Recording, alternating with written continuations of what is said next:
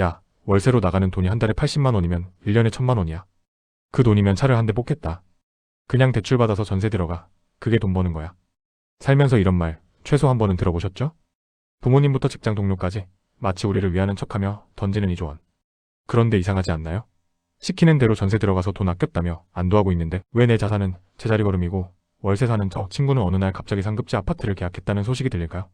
우리는 안전함이라는 단어에 가스라이팅 당하고 있습니다. 오늘 이 영상을 끝까지 보신다면 여러분이 믿어 의심치 않았던 전세의 안락함이 사실은 여러분의 자본 성장을 가로막는 가장 거대한 감옥이었다는 사실을 깨닫게 될 겁니다.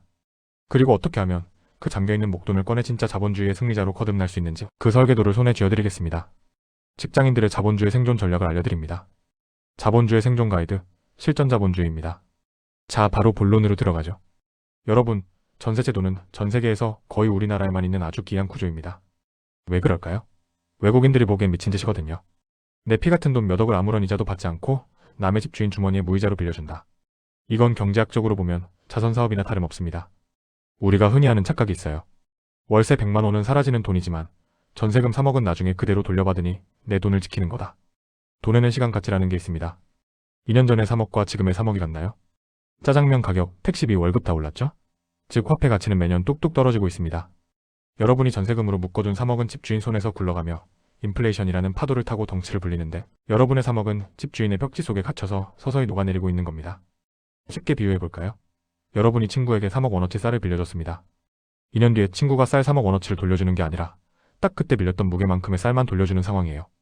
그런데 그 사이 쌀값이 2배가 됐다면 여러분은 앉아서 재산의 절반을 날린 겁니다. 자본주의에서 가장 무서운 죄악은 돈을 놀리는 겁니다. 전세는 내 자본을 냉동실에 넣어두는 행위예요. 반면 월세는 기회비용을 사는 행위입니다. 보증금을 최소화하고 남은 목돈으로 연 10% 수익을 낼 수 있는 자산에 투자한다면 한 달에 내는 월세보다 내 자본이 벌어다주는 돈이 훨씬 커지는 시점이 반드시 옵니다. 부자들은 이 스프레드 차이를 먹고 사는데 평범한 사람들은 아까운 월세라는 프레임에 갇혀 자기 자본을 스스로 거세해버립니다. 그런데 왜 우리는 이 손해보는 게임을 멈추지 못할까요? 이건 여러분의 잘못이 아니라 우리 뇌의 설계 때문입니다. 뇌과학적으로 인간은 이득보다 손실에 훨씬 민감하게 반응합니다. 이걸 손실 회피 편향이라고 하죠. 매달 통장에서 빠져나가는 월세 80만 원은 당장 내 살점이 떨어져 나가는 고통으로 느껴집니다. 하지만 전세금 3억이 인플레이션 때문에 야금야금 녹아내리는 건 눈에 보이지 않으니 고통이 없어요. 우리 뇌는 눈에 보이는 작은 손실을 피하려다 눈에 보이지 않는 거대한 기회박탈을 선택하는 오류를 범합니다. 여기에 사회적 가스라이팅이 한몫합니다. 집 없는 서름, 떠돌이 신세 같은 감성적인 단어들이 공포를 자극하죠. 원시시대의 무리에서 쫓겨나 집 없이 떠도는 건 곧 죽음을 의미했거든요. 우리 유전자엔 정착하지 못하면 위험하다는 공포가 각인되어 있습니다.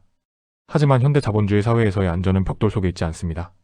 진짜 안전은 언제든 현금화할 수 있는 유동성과 수익을 창출하는 자산 시스템에서 나옵니다. 전세 사기 뉴스를 보면서도 설마 나한테 그런 일이 생기겠어? 라고 생각하시죠?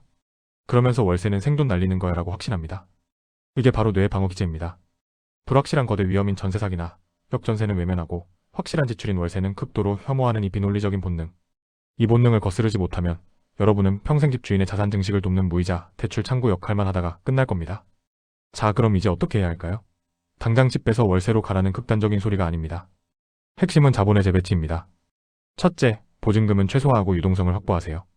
전세대출 이자와 월세를 비교하는 계산기에서 벗어나세요. 내가 확보한 1억, 2억의 목돈이 연간 15% 이상의 수익을 낼 수 있는 실력을 키우는 게 먼저입니다. 그 실력이 있다면 월세는 자본을 굴리기 위한 대여료일 뿐입니다. 지출이 아니라 레버리지를 위한 비용으로 관점을 바꿔야 합니다. 둘째, 거주와 투자를 완벽하게 분리하세요. 많은 사람이 내가 사는 집이 올라서 부자가 되길 바랍니다.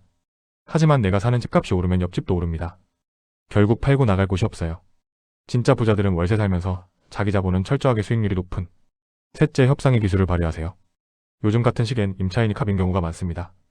아니면 아예 반전세로 전환하며 보증금을 회수하세요. 그렇게 회수한 돈은 여러분의 전투 자금이 되어야 합니다. 그 돈으로 명품백을 사거나 차를 바꾸는 게 아니라 잠들지 않는 수익 파이프라인을 구축하는 데 써야 합니다. 마지막으로 공부하세요. 전세가 안전하다는 믿음은 공부하기 싫은 게으름의 다른 이름일 수 있습니다. 등기부등본 볼 줄 알고 해당 지역의 공급 물량을 파악하고 금리의 흐름을 읽을 줄 알면 전세라는 도박판에 내 전 재산을 거는 무모한 짓은 안 하게 됩니다. 오늘 내용을 세 문장으로 요약해 보겠습니다. 첫째, 전세는 내 자본을 무이자로 빌려주고 가치 하락을 방어하지 못하게 만드는 자본의 감옥이다. 둘째, 월세에 대한 거부감은 뇌의 본능적 오류일 뿐 진짜 부자는 월세를 내며 확보한 유동성으로 기회를 산다. 셋째, 거주와 투자를 분리하고 회수한 보증금을 수익자산에 재배치하는 것만이 자본주의에서 살아남는 유일한 길이다. 여러분, 남들이 다 하는 방식이 가장 안전해 보일 때가 가장 위험할 때입니다. 모두가 전세가 정답이라고 외칠 때 그 이면의 숫자를 들여다보는 차가운 이성을 가지시길 바랍니다. 자본은 흐르지만 당신의 가치는 축적되어야 합니다. 실전자본주의였습니다. 오늘 영상이 도움되셨다면 구독과 좋아요 부탁드립니다.